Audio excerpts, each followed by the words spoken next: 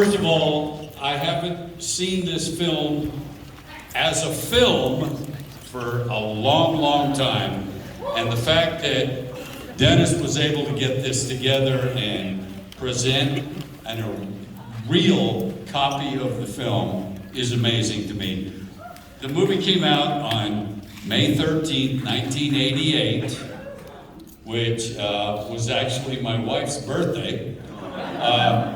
We weren't married yet, but it was her birthday, and she was like, oh, fuck, I gotta watch you murdering people on my birthday. Great. But it worked out quite well. Really appreciate you guys coming here and watching this with us.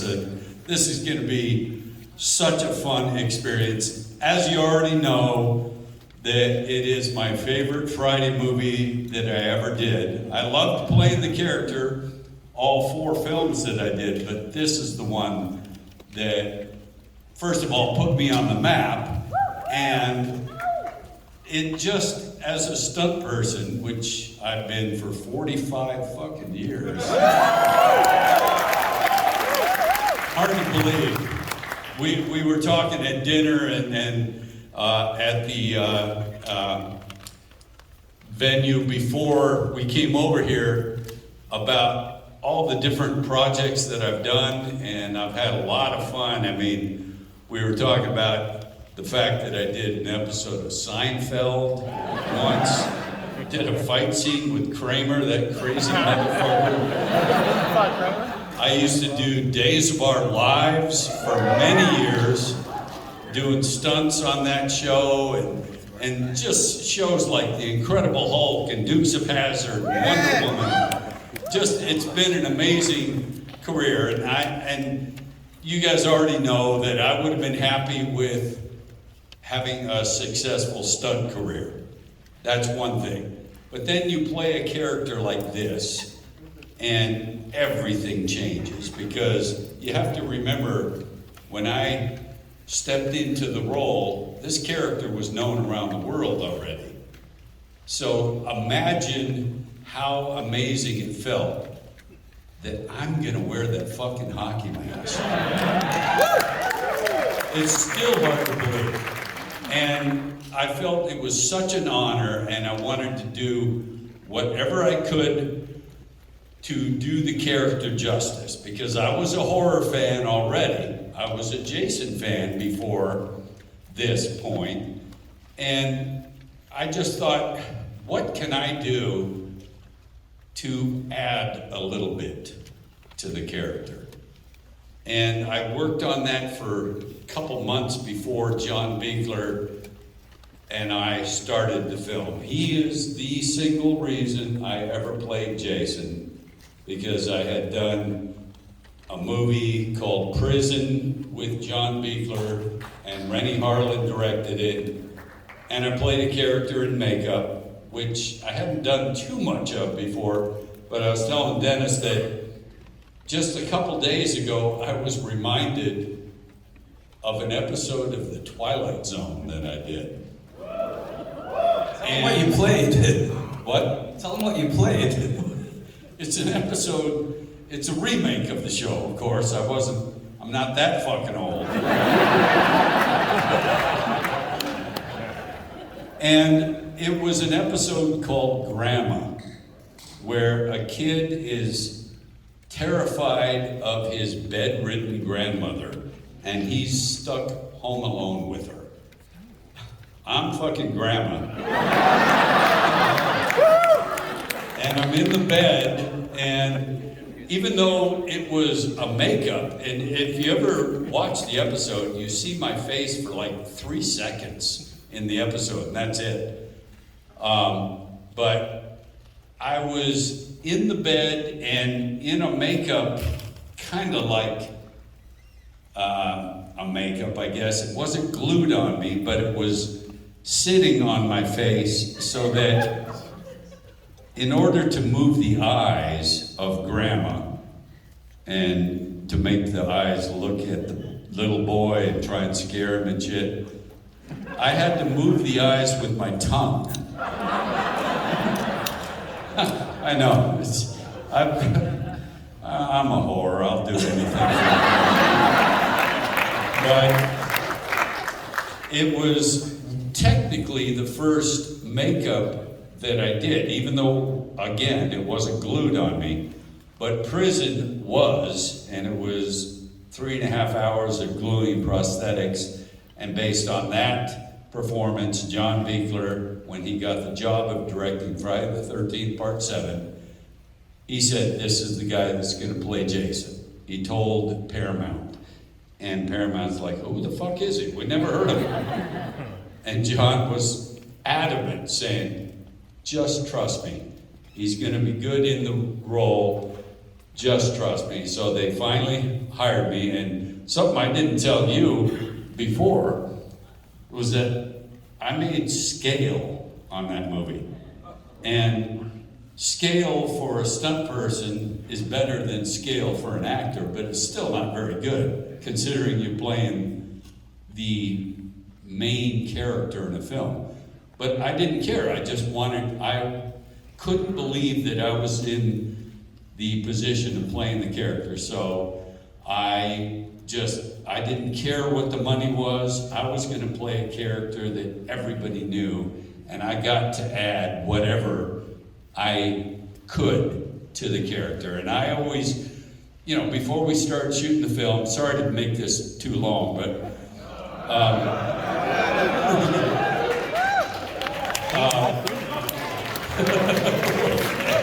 Tell Kane to stop talking. You can tell me to stop talking. I will fucking kill you. But what a way to go, huh? Come on.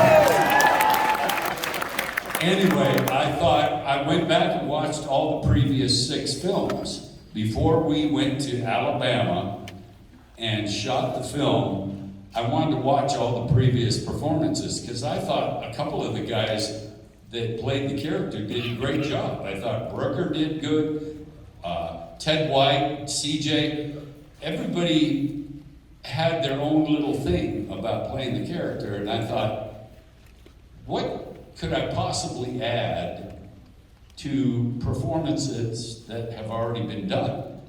And I don't want to just say that I disregarded their performance, because I did not. But I thought, every time I see Jason, like motionless staring at someone, I thought as a viewer, it looked like could have been a mannequin sometimes, because you can't see any facial expressions, no voice, and you're just standing there. So I put the makeup on the first time in John Buechler's shop, and I looked in the mirror and I started doing stuff to see what did I think looked good as a viewer. And I thought, because if he's motionless, he's just like a mannequin, what can I do to make it look more terrifying? And I came up with the breathing thing. And I thought, when Jason is motionless staring at somebody, but he's doing this,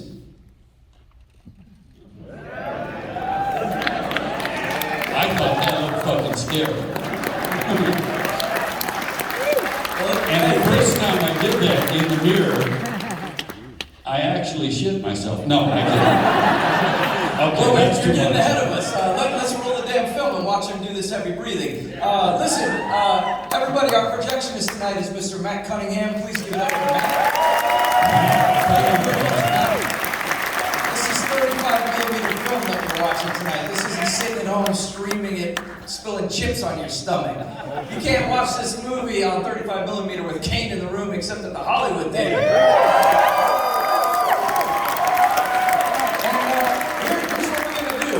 Immediately after the film, Kane and I are going to jump back on stage and continue this conversation for a few minutes. And after that, and I'll open it up for some questions if we have time on the floor. And after that, we're going to ask anyone who wants to meet Kane to form a line down this aisle right here. And we will stay here as long as it takes. You'll all get a chance to meet Kane, all right? And one last thing, if I could, do not be afraid to scream and yell and shit during this movie, because it makes it more fun.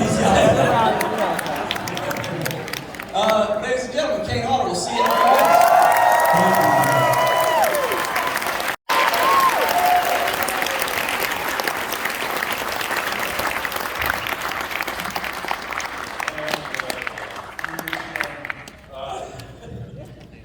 I gotta say, that was fun. You know, I don't remember the movie being such a comedy. With the fucking wardrobe and the hairdos and shit. So dated, but fortunately, it doesn't seem like it's funny when I'm around, so. I don't know if any of you noticed, but the timeline, the Friday the 13th franchise never really cared that much about consistency. Oh, never. But the timeline in this movie, if you follow Tina Shepard's character, this was probably supposed to take place in 1997. So it was like in the future, but it was made in 1988, but 97 looked a lot like what I remember 88 looking like. So it's like it's weird to think that it was actually set like a decade later because of her age. Yeah. But anyway, when I was watching it with you tonight, the Yes. thing that occurred to me is it's a fucking miracle you're even alive to be here sitting on stage with me. You had everything that could possibly happen to a stuntman happen to you in this film. That is true. I mean, the fire stunt is my favorite fire stunt I've ever done, which you've already heard me talk about. It's just so well photographed, and I was on fire so long, fully engulfed, and I just love this stunt. Now, if you noticed that as she gets the gasoline spraying on me, she suddenly gets a little splash of it on her shirt and has to take her shirt off.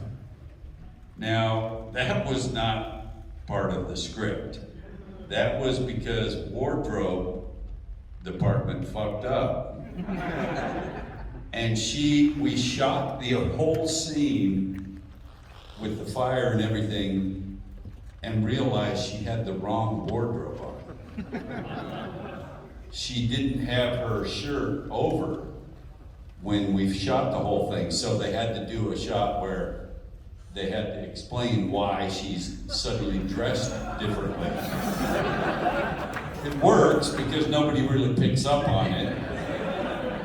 And another big blooper to me is when, right before the sleeping bag scene, they show the tent that those two people are in. And then you see the POV shot of me stalking the tent. It's a completely different tent.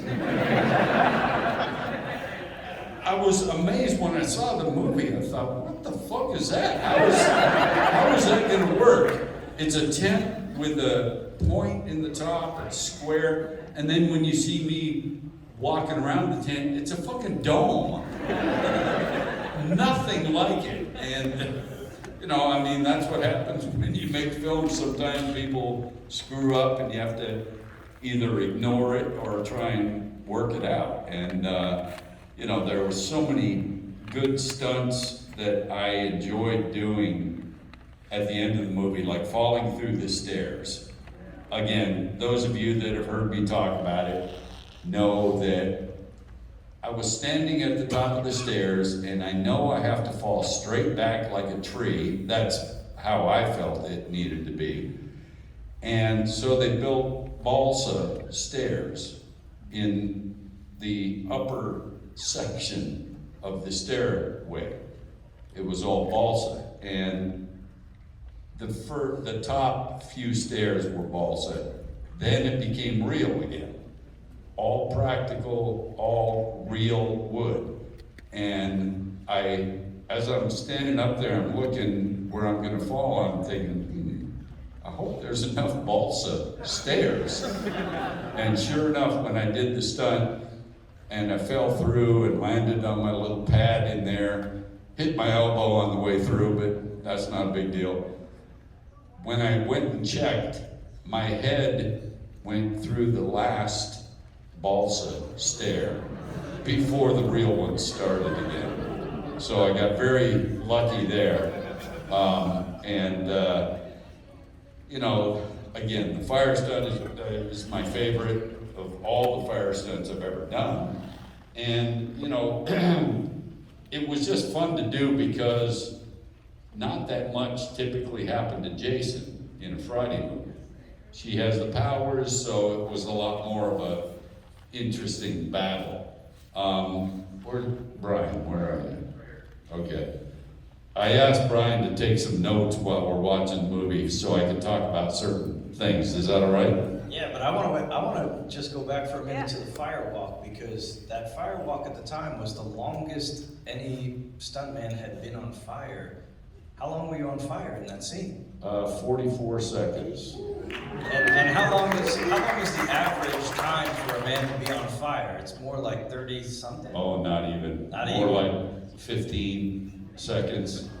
And again, when you do a fire stunt like that, the cue to be put out by your safety people is when you hit the ground. And all my safety guys, all my stunt people that were there waiting and thinking, fucking hit the ground so we can put you out. And I always go by how it feels.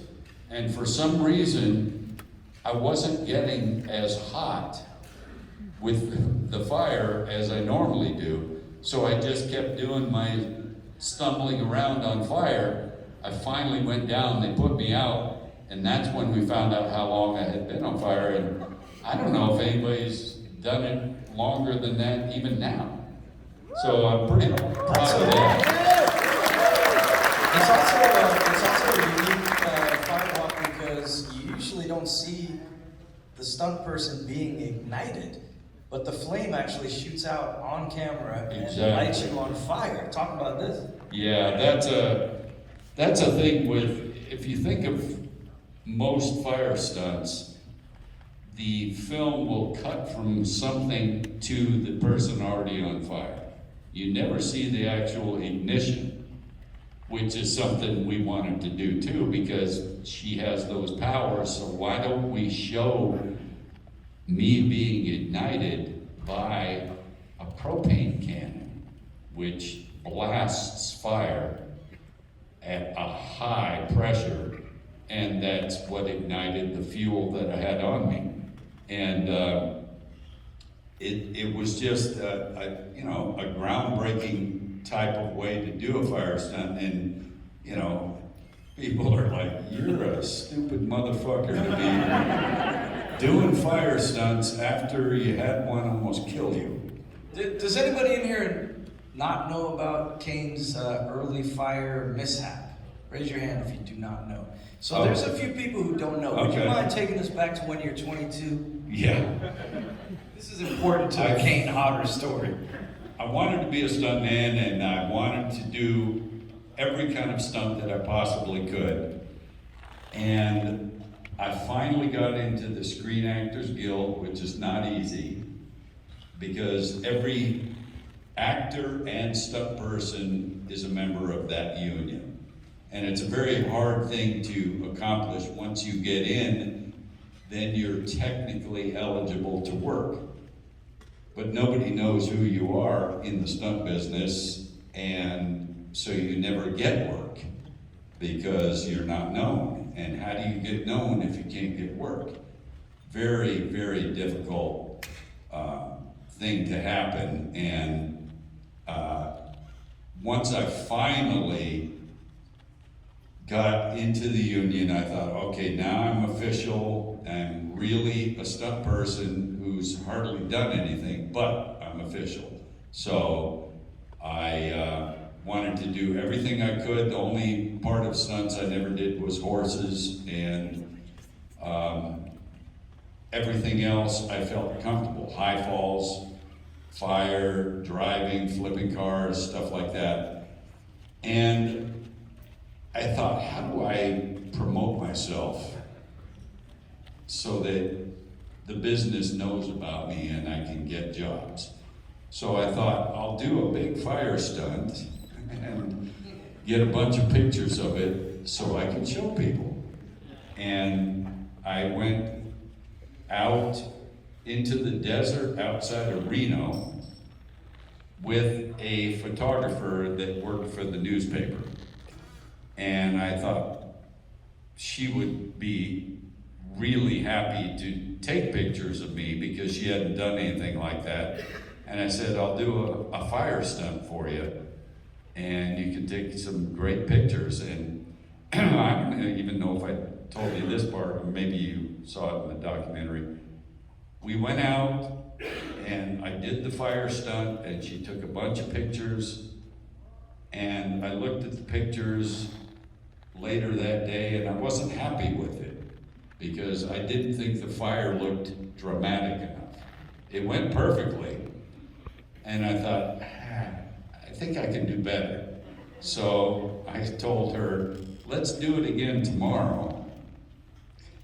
And we did it again, and it went out of control, and I burned virtually half of my body, 3rd degree.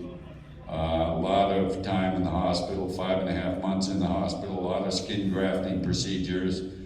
Obviously, you still see that I have tremendous scars from it, but it came very close to killing me, and then I thought, I'm not sure if I'm going to do fire anymore.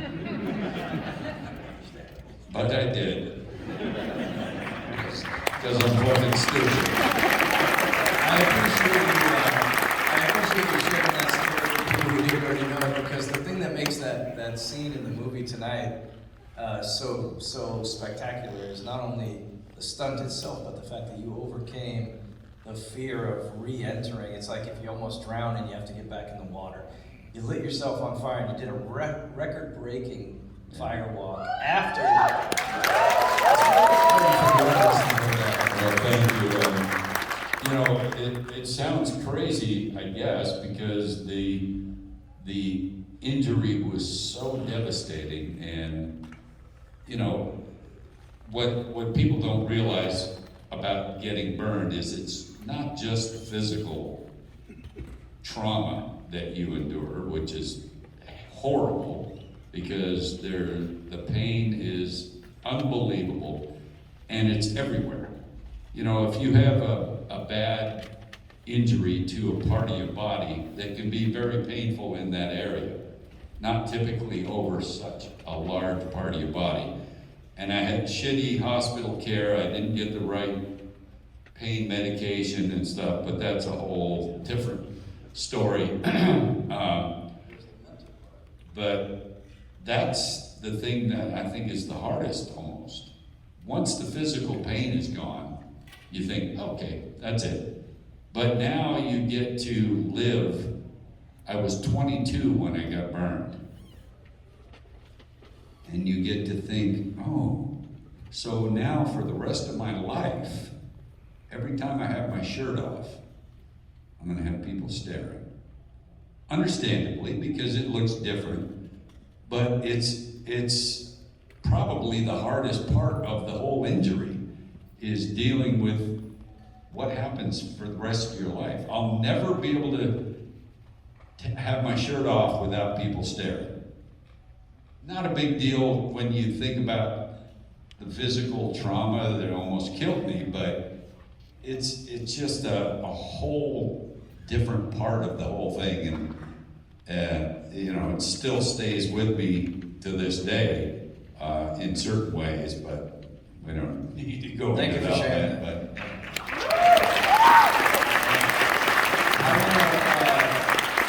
I want to debate with you. Last night over dinner, we were talking about the scene, sort of toward the I don't know, third reel, where the woman gets thrown out the window. And her account of this story is like, nah, that wasn't me. And if you look at the legs, they're pretty muscular. They look like men's legs. Maybe they're wearing tighty whities, and there's like some package going on. But last night you were saying that like, nah, I don't know if that was a male stuntman. So what did you think tonight, seeing it on 35mm? watching it again, and because I was a stunt coordinator for the movie, along with playing that character. Will you briefly pause and explain the difference between a stunt man and a stunt coordinator for the audience? Well, yeah, I mean, a stunt coordinator on any film is in charge of all the stunts. Does all the hiring of the other stunt people, the stunt doubles, helps design some of the stunt work that you see in the movie. And I am even more convinced that is not accurate. Do you think it was her? No, it was not her, but it was a stunt woman. And explain to them the debate, because it was a union issue about. well, yeah, I mean, to do when you're a stunt coordinator, your responsibility is to hire all the people, as I said, but it's really not cool to hire a man to double a woman. And because there's plenty of qualified stunt women. Yeah, right up. And did you say that she said that? She just pointed out how muscular the legs are. Who's she? The actress? Yeah, the actress, yeah. She never said it was a male or a female. She just said, yeah, look at the legs, they're definitely not mine. Right, and I think other people, if you watch the shot, as she's coming out of the window, it looks like she has a package, but it is not that. It's part of her shirt hanging down. If you watch it again, you'll see that is not necessarily an indicator. And Put the rumor to rest. yes, it was not a male stunt person. Mythbusters has happened. And the reason I remember it more clearly now is that when the stunt woman did the fall, I wanted her to do what we call a header, where she comes out of the window and turns over and lands on her back. That's called a header. And when the stunt woman did the fall, you see that she's trying to turn, but she ends up going face first. And I was not happy with it. And I remember telling her, that's not what we discussed, but it'll work, okay? So that's why. Very much for putting that to rest. All right, let's open it up to the floor. We got time for a few questions because we want to give you all a chance to meet Kane. So yeah, right there in the middle with a hand, yeah, with the black cap. Speak up. Hey, first off, I want to thank Kane for his contributions to cinema. Thank you so much. Thank you. Give it up. I wanted to ask you about your experiences on the set of one of your more obscure films. Of what? Metal Beast. Oh, Metal Beast. Wow. Boy, I've done some crazy fucking movies. Metal Beast, a metallic werewolf. Wearing weird stilts on my legs so that my legs would look more canine. And it was such a crazy costume, hard to work in, and it's a fun movie if you view it for what it is. Yeah, it was fun, and I think it was Buechler doing that movie, wasn't it? John Buechler doing the makeup effects on that one too? On the scale of Kane Hodder, on the spectrum of like dangerous stunts, where would Metal Beast be for you? Was it like kind of an easy one? It was an easy one. I mean, difficult to work in the costume and the makeup, but not dangerous. So, and that's kind of what I base a lot of the films I've done on, the fact that could I have been killed on this movie, or was it pretty easy? I mean, tonight's It's a film. fucked up way to think of something, Yeah, more questions from the audience. Yeah, right there. Of the 4 films that you did where you were Jason Voorhees, which one is your favorite? This one. This one? This one is my favorite of the 4 Fridays that I did. Partially, I think, because it was my first, but also, I think the look of Jason was the best. And the makeup was good, and the stunts were good. I loved doing every film that I did. They were so completely different. Jason Takes Manhattan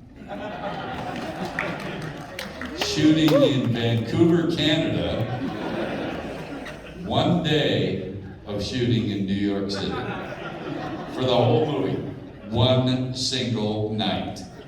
And that's when, you know, Dennis knows and everything, I felt like the biggest rock star being in the middle of Times Square, hundreds of people watching us shooting, and all I had to do was look in the direction of one of the crowds and they'd go nuts. So I never took the hockey mask off because my face was open on that movie. So it kind of would take away, so I never took it off, and I just tried to stay in character just for the people watching, you know? And then, you know, Jason Goes to Hell.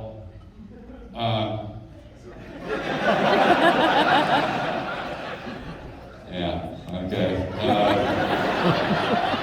It's a different kind of movie. Not enough of Jason in it for my taste. You know, there was a couple of actors in Jason Goes to Hell.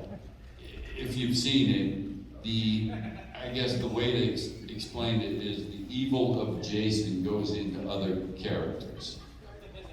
And when we started shooting the movie, I thought, I think it'd be kind of cool, just as a viewer, if when the evil of Jason is in a different character, wouldn't it be cool if you still saw some of the traits that I present as the character within their character to just make it a little more consistent? Like, even if one of the characters did a little bit of the breathing thing, I think that would be cool as hell as a viewer.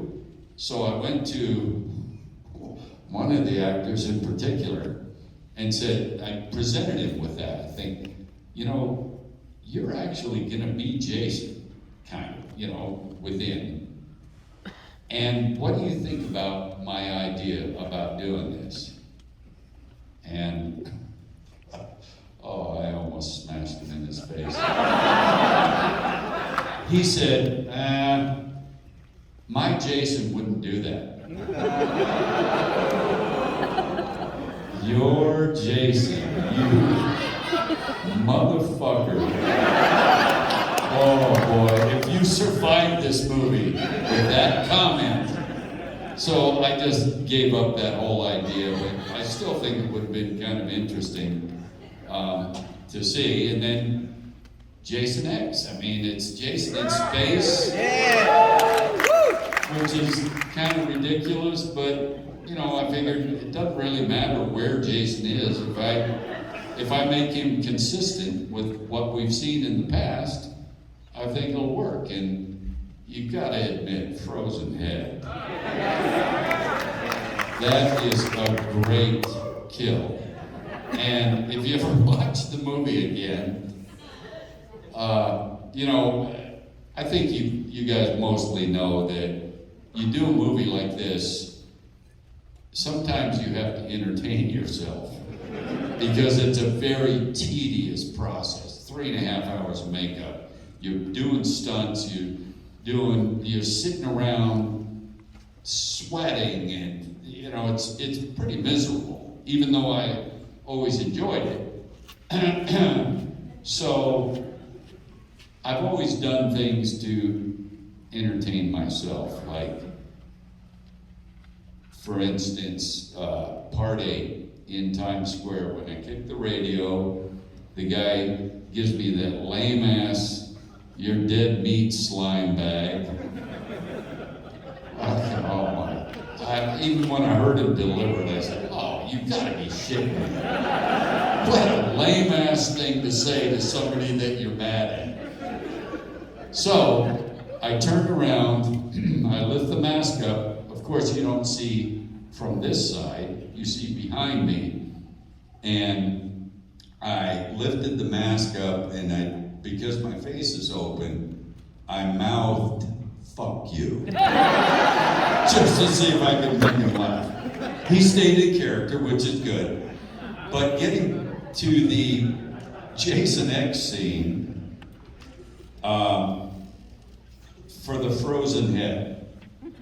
Watch it again, and when I grab her, she was kind of shitty about saying stuff like, you know, don't grab me, don't be too rough.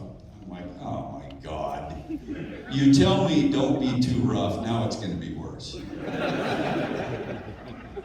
And she said, be careful of my crop top, because she had a very short top on. So I don't think I've ever talked about this before. Hopefully it doesn't make me sound like an asshole, but it might. Because she was so shitty about being careful and doing this and that, and I'm like, I'm about to kill you, and you're worried about that stuff. So when I grab her and start taking her over to the liquid nitrogen, I made sure that, oh man. They can take it, they can take it. I know they can, but it's the stuff that goes online about this afterwards. I tried my hardest to pull her top up. Because she said, be careful. I never did get it up, but you can tell. When you watch it again, you can tell that's what I'm fucking doing. You know, since we brought up Jason Takes Manhattan, I have to just interject, and I will get to your question right there in the middle. Yeah, you. But there's this amazing scene in part 8 where this guy, when you finally make it to Manhattan and you're on the rooftop, and this guy starts to square off, and he's fucking trying to fist fight Jason, and you're taking every punch. And the story behind what we end up seeing as an audience is pretty spectacular. I hope you would share this with them. Oh yeah, I mean, he's boxing me, and I'm taking all the shots, letting him wear himself out. And again, when you watch that scene again, you can tell that there's a stunt double in there. He throws punches completely differently than the actor did. And when we shot the scene, and I punched the head off of the dummy, of course, I knocked the head off the roof, because we're in Vancouver. And, yeah, the head flew off the building and landed in a dumpster, for real. And I looked at the director, Rob Head, and I said, we gotta shoot that. Because we were not shooting the dumpster at all. It just went off the roof and landed. So that's why in this scene you see it hit the dumpster and the dumpster closes. Because it actually happened, so we had to shoot it. Perfectly punctuated with the garbage can lid going. All right, in the middle there, you had a question. Yeah. What is the favorite thing you tell before Friday the 13th when you did? Say it one more time. I couldn't hear you. What is the favorite thing you tell before Friday the 13th that you did? Favorite Jason kill is sleeping bag. Which, when we shot it, first of all, you know the movie we just watched, every single kill was cut, almost to nothing. And this movie's still enjoyable if you overlook the wardrobe and the hairdos. But every single kill was cut down to almost nothing. And so frustrating for me and for the makeup effects people that performed all their work. The only kill that ended up being better was the sleeping bag, because when we shot it, I hit the thing against a tree 5 times. And it was almost too much. So that the edited version of one smack and she hits the deck, I think works. But, you know, it was just so frustrating to see so much hard work going editing bins, you know, so, but that's my favorite Jason kill. Number 2 would be punching the guy's head off. And number 3 is Frozen Head. The only kill for me that I performed that's better than any of those is in the first Hatchet movie, where the dumb bitch tries to run away from me. And I catch her from behind, put my hands in her mouth, and rip her head apart by the jaw. That is classic. And an honorable mention would be Felissa Rose in Sleepaway Camp. Right. She didn't have a penis in this movie, but she, in the 4th Hatchet film called Victor Crowley, tries to call for help on her cell phone. I don't go for that too well. This is my swamp and you're trying to call for help, so if you don't already know, I rip her arm off that's holding the phone.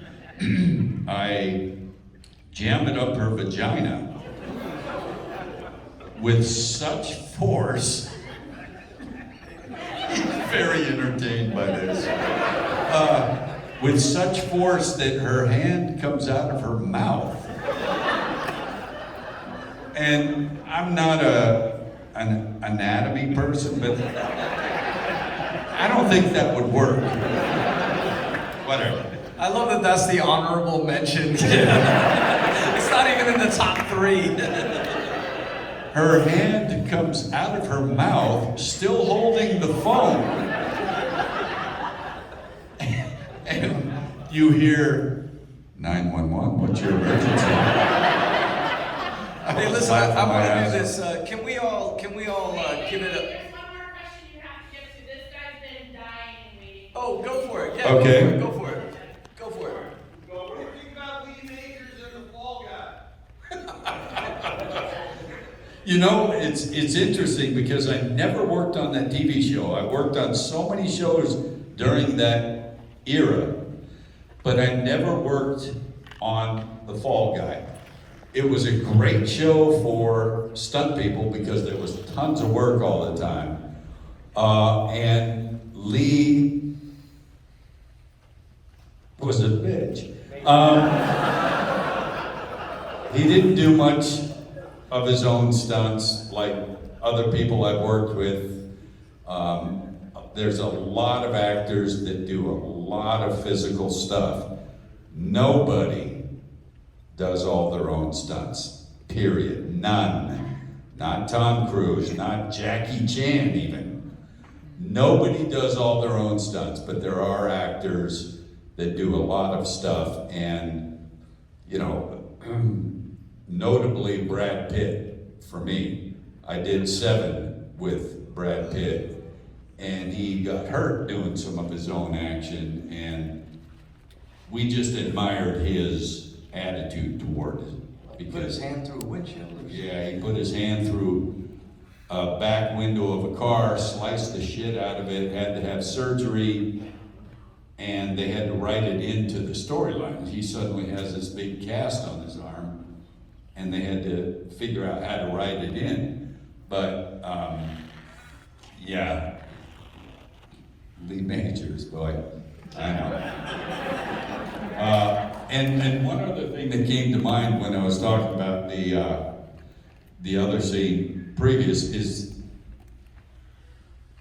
tonight's movie where, sorry about the language, by the way, young man, sorry.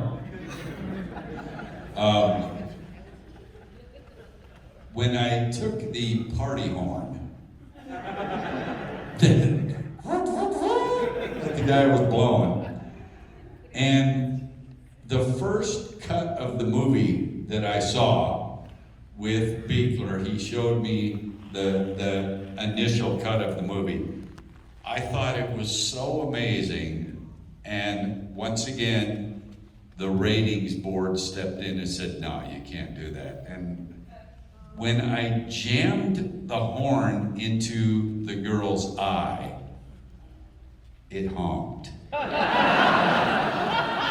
I thought that was brilliant. You being so violent. Pow! And when that was cut out, I was so disappointed, man. That didn't even have anything to do with the violence. It just, I think it took away so much from that kill, but anyway. We talked last night about, in the 80s, around 1988, a lot of horror franchises, there was always like a kill and then a one-liner. Like Freddy Krueger, he would always have a one-liner. And you brought this physicality to Jason Voorhees. So after the kill, you're just there, and your presence is almost like the punctuation. It's like, it is the one-liner, just like the camera goes back to you. Right. And you're looking at the kill, and that's what you brought to this character. Wow, thank you. I want to do one appreciate thing, because we have to respect the theater staff, and we have to create a line to meet you. But can we all give it up for John Carl Buechler? Because without him, without Buechler, I might not know Kane, and Kane might not be sitting here. So I wouldn't be, for sure. let's dedicate tonight's. If it wasn't for John Buechler, I never would have played the character, and I wouldn't have done so many other things because I had played Jason. Like Ghoulies 3, Ghoulies Go to College. Ghoulies Go to College. And by the way, here's something you don't know. At the end of the movie, when it's the fire department is around and they're just investigating, and you see somebody pick up both sections of the hockey mask, both pieces, that's Buechler. Yeah.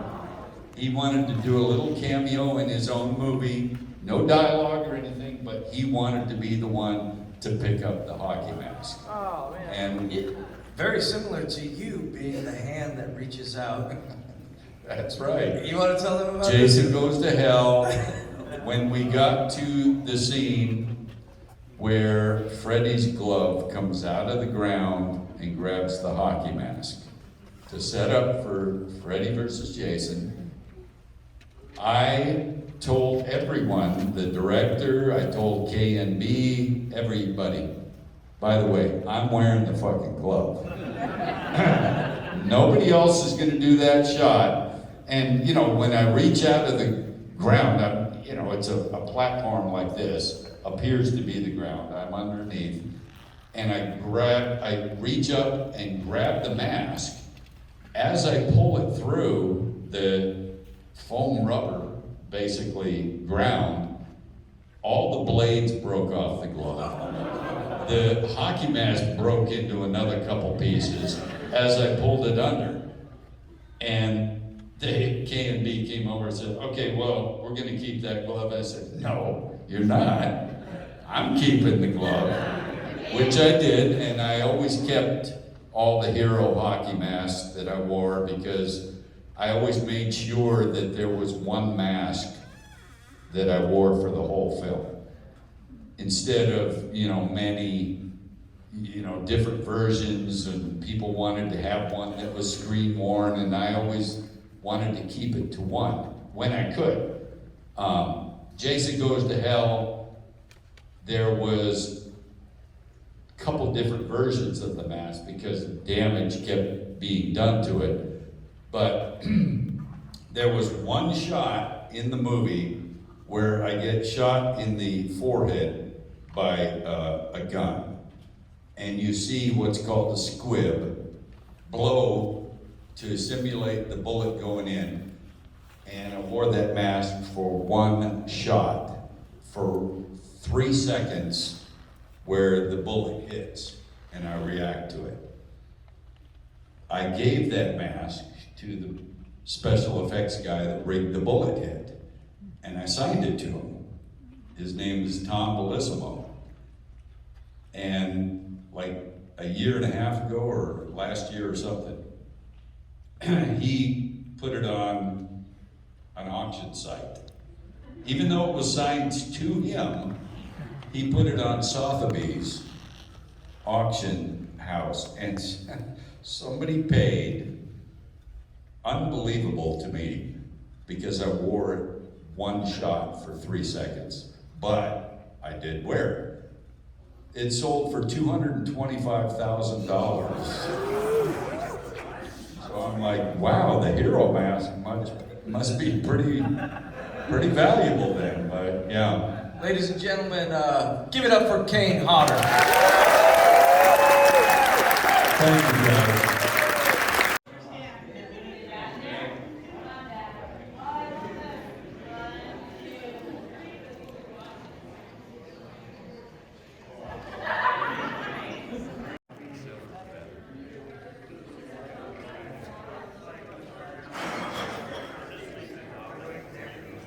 See this coffee?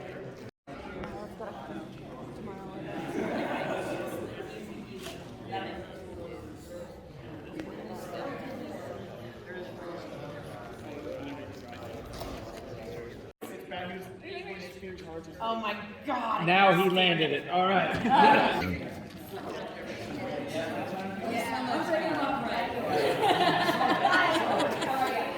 Thanks for being patient. We're staying until the end of the night to make sure everyone's that's appreciated. Got a cheer. You ended up getting all the way stuck in the back of the line, and I wonder if just as a possibility, they just do it by roll. Nah, it doesn't work that way. It's PI. Do they? People get weird, man. Huh? People, so we have to just let them form. You're better at this than I am. Yeah. Brainstorming. It turns out that way. Have a great night. Yeah, thank you.